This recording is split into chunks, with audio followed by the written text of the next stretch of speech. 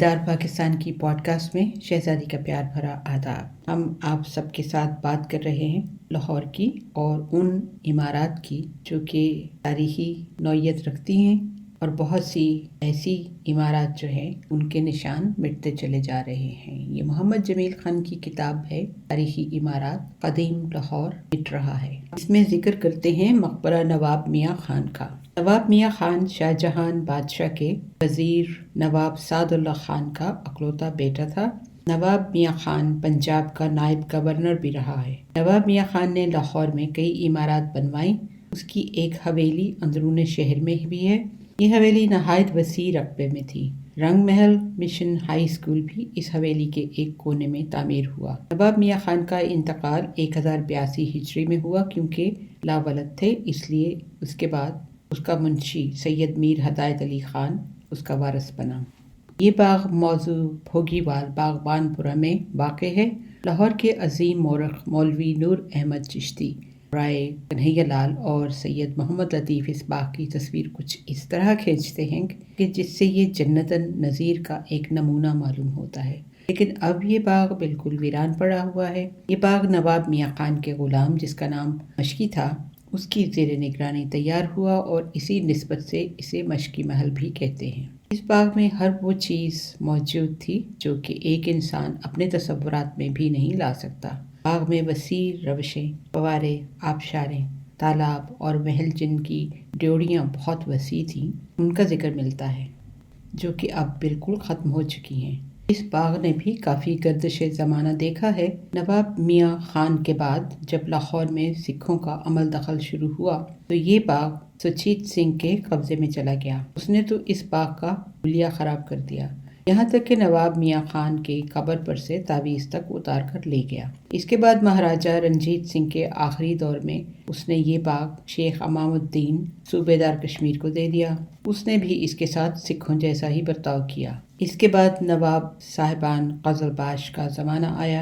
انگریزی دور میں اسلامی مقبرے اور باغات نزول میں درج ہو کر نیلام ہونے لگے تو یہ باغ 1270 ہجری 1854 عیسوی میں نواب رضا علی خان قزلباش نے 2250 روپے میں خرید لیا۔ چنانچہ اب اس کا نام باغ نواب رضا علی خان ہے۔ گر اب یہ باغ بالکل ختم ہو چکا ہے، لیکن اس کے درمیان میں میاں خان کا مقبرہ ایک بہت بڑے سنگ سیاہ کے چبوترے پر واقع ہے، اور چھت کے نیچے میاں خان کا مزار بغیر تعویذ کے موجود ہے۔ نہایت اعلیٰ پتھر کا مقبرہ ہے جس کے محرابی دروازے سنگ مرمر کے بنے ہوئے ہیں۔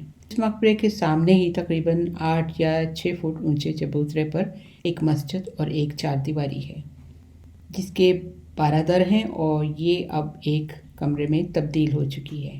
ہو سکتا ہے کہ یہ کوئی امام مسجد کا گھر ہو یا بچوں کا مدرسہ ہو۔ اس پر جانے کے لیے سیڑھیاں ہیں جس پر چھوٹی سی لیکن نہایت خوبصورت مسجد ہے۔ صحن بالکل شکستہ ہو چکا ہے جس کی اینٹیں تک غائب ہیں۔ مسجد کے اندرونی صحن کو دیکھنے سے مسجد کی خوبصورتی کا اندازہ ہوتا ہے۔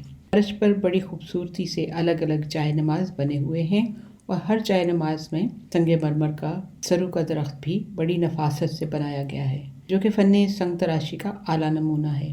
یہ مسجد بالکل ویران پڑی ہے۔ 12 دری کے نیچے تہہ خانہ ہے۔ باغ کے ارد گرد اب کوئی چار دیواری نہیں ہے، لیکن اس کے آثار اب بھی موجود ہیں، جو کہ موٹائی میں 3 فٹ سے کم نہیں۔ وہی پرانی اینٹیں۔ اب کسی خدا ترس آدمی نے اپنے خرچ سے اس مسجد کو آباد کر دیا ہے۔ باقاعدہ امام مسجد اور لاؤڈ سپیکر وغیرہ کا بھی انتظام کر دیا گیا ہے۔ اگلی سڑک سے تو بہت سے لوگ واقف ہوں گے۔ لاہور واگا روڈ جو ہے وہاں پہ جو کوس مینار ہے اس کے بارے میں کیا لکھتے ہیں۔ جہانگیر نے 1619 عیسوی میں آگرہ اور لاہور کے درمیان ہر کوس پر ایک مینار تعمیر کرنے کا حکم دیا، اور اس کے ساتھ ہر 3 کوس کے فاصلے پر مسافروں کی سہولت کے لیے کنویں بھی کھدوائے۔ اس مینار کو کوس مینار بھی کہا جاتا ہے۔ ان میں سے کچھ مینار لاہور سے واگا جاتے ہوئے دائیں سمت باٹا پور سے پہلے کھیتوں میں موجود ہیں۔ یہ عمدہ اور چھوٹی اینٹوں سے بنے ہوئے ہیں۔ ایک مینار جو کہ جسامت میں ان میناروں سے بہت بڑا ہے، ریلوے شیڈ کے پاس سے ایک سڑک سیدھی ریلوے پھاٹک میں سے ہوتی ہوئی گڑی شاہو کی سمت جاتی ہے۔ یہ مینار ریلوے لائنوں کے پاس موجود ہے۔ اس سے ایک اور بات ظاہر ہوتی ہے کہ شاہی روڈ، آگے بریکٹس میں لکھا ہوا ہے جی ٹی روڈ، غالباً جی ٹی روڈ پہلے شاہی روڈ کہلاتی ہوگی۔ تو کہہ رہے تھے اس سے ایک بات ظاہر ہوتی ہے کہ شاہی روڈ پہلے دہلی دروازے اور چوک تارا شکو سے ہوتی ہوئی یہاں تک آتی تھی، پھر یہاں سے چکر کاٹ کر بدو کے آوا سے ہوتی ہوئی سیدھی واگا کی طرف چلی جاتی تھی۔ اگر بڑے کوس مینار کو سیدھا دوسرے کوس میناروں سے ملایا جائے تو مقبرہ علی مردان خان، گلابی باغ، باغ محبت خان، بیگم پورہ، انگوری باغ اور شالامار باغ سب ایک طرف رہ جاتے ہیں اور دوسرے یہ کوس مینار جسامت میں بہت بڑا ہے۔ اس سے اندازہ ہوتا ہے کہ یہاں ایک بہت بڑا چوک ہوگا اور یہاں سے سڑک مڑ کر ان سب عمارات کے درمیان میں سے گزرتی ہوگی۔ کوس مینار سے نکل کر اب ہم چلتے ہیں گلابی باغ کی طرف۔ جی ٹی روڈ کے اوپر یہ باغ موجود ہے۔ اصل باغ تو ختم ہو چکا ہے، صرف اب اس کا دروازہ ہی رہ گیا ہے۔ یہ دروازہ 2 منزلہ اور نہایت ہی خوبصورت ہے، جس میں سے دور شاہ جہانی کی یاد جھلکتی ہے۔ یہ باغ شاہ جہاں کے ایک نہایت قریبی امیر مرزا سلطان بیگ نے 1066 ہجری میں تعمیر کروایا تھا۔ سلطان بیگ کو تحقیقات چشتی میں شاہ جہاں کی بیٹی سلطانہ بیگم کا خاوند بتایا گیا ہے، اور یہی تاریخ لاہور میں سید محمد لطیف نے بھی لکھا ہے، لیکن دونوں غلط ہیں، کیونکہ سلطانہ بیگم نامی کوئی لڑکی شاہ جہاں کی بیٹی نہیں تھی۔ اس لیے یہ کہنا کہ بادشاہ کا داماد تھا غلط ہے، اور اتنا ضرور ہو سکتا ہے کہ شاہ جہاں کے امراء میں سے ہو، کیونکہ اس بات سے اندازہ ہوتا ہے کہ شاہ جہاں نے اسے انگریزی بندوق تحفتاً دی، اور اس بندوق کے پھٹنے سے مرزا سلطان بیگ کا 17 شوال 1068 ہجری میں انتقال ہو گیا۔ موجودہ دروازہ یا ڈیوڑی اس باغ کا حصہ ہے جو کہ سلطان بیگ نے تعمیر کروایا۔ اس کے اوپر واضح الفاظ میں مرزا سلطان بیگ اور 1066 ہجری فارسی میں لکھا ہوا ہے۔ اس کے ساتھ ہی فارسی کا شعر ہے۔ اس میں رنگوں کا امتزاج اتنا خوبصورت ہے کہ واقعی فن مصوری کی داد دینی پڑتی ہے۔ پچکاری کا انتہائی خوبصورت کام ہوا ہے۔ باغ کی وسعت کا اندازہ یہیں سے ہوتا ہے کہ باغ کے چاروں گوشوں پر اس طرح ڈیوڑی نما دروازے تھے جو کہ نہایت عالیشان، خوبصورت اور منقشی تھے۔ لاہور کے کسی بھی مورخ نے مرزا سلطان بیگ کی قبر کے متعلق نہیں لکھا کہ کہاں ہے۔ اتنا ضرور لکھا ہے کہ سوڈیوال میں کہیں ہے۔ میرا خیال ہے مورخ جسے دائی انگا کی قبر قرار دیتے ہیں ان میں ہی مرزا سلطان بیگ دفن ہے، کیونکہ اگر غور سے دیکھا جائے تو یہ قبر دروازے سے گزر کر سامنے ہی آتی ہے، اور دروازے کی سمت ہی ایسی ہے کہ اس کے بالکل سامنے ہی بارادری ہے۔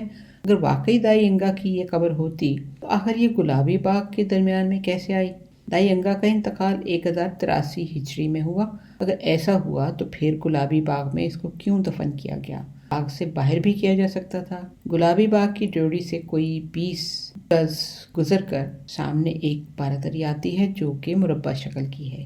اس میں موجودہ قبر کو دائی انگا کے قبر بتایا گیا ہے۔ رائے بہادر کنہیا لال تاریخ لاہور میں لکھتے ہیں، گلابی باغ سے چند قدم شمال کی طرف دائی انگا کی قبر ہے۔ ہو سکتا ہے کہ گلابی باغ سے باہر ہو، ضروری نہیں کہ گلابی باغ کے درمیان میں ہی ہو۔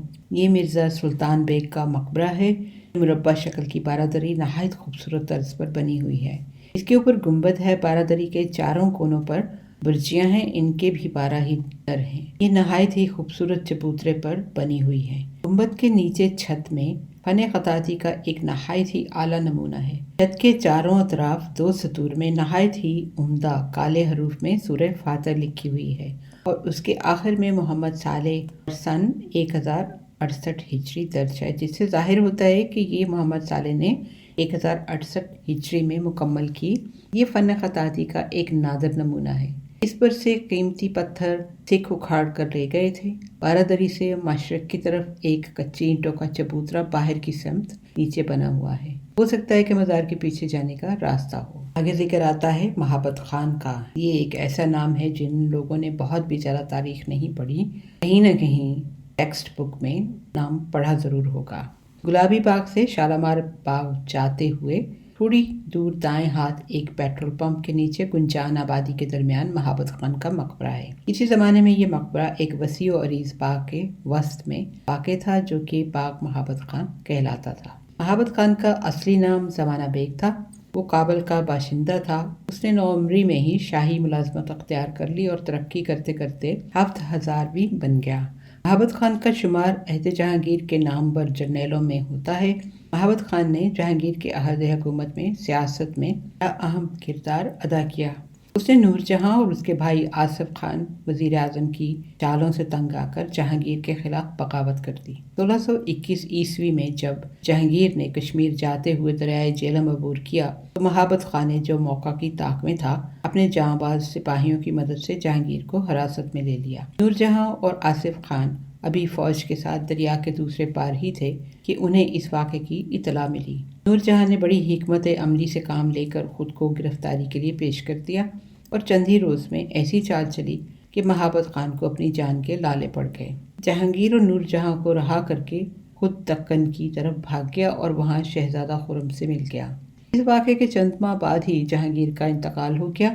आसिफ खान की तदबीर से नूरजहां और उसके सियासी मोहरे शहजादा शहरयार को शिकस्त हुई।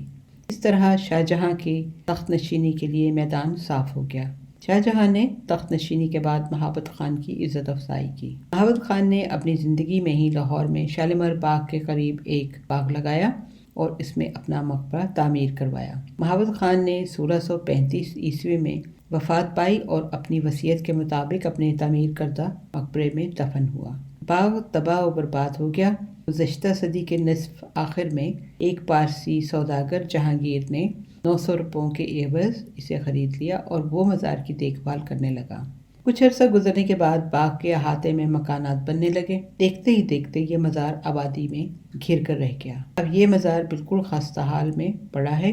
4 मेहराबी दरवाजे हैं, इन पर मेहराबी छत है जिसकी नीचे 3 शिकस्ता हालत में कबूर हैं। मज़ार पर अब भी पुरानी मुसव्वरी कहीं कहीं से नज़र आ रही है। लाहौर की कदीम इमारत के इस सिलसिले को लेकर हम अगली पॉडकास्ट में फिर हाजिर होंगे। Until next time, take care, God bless, Allah Hafiz.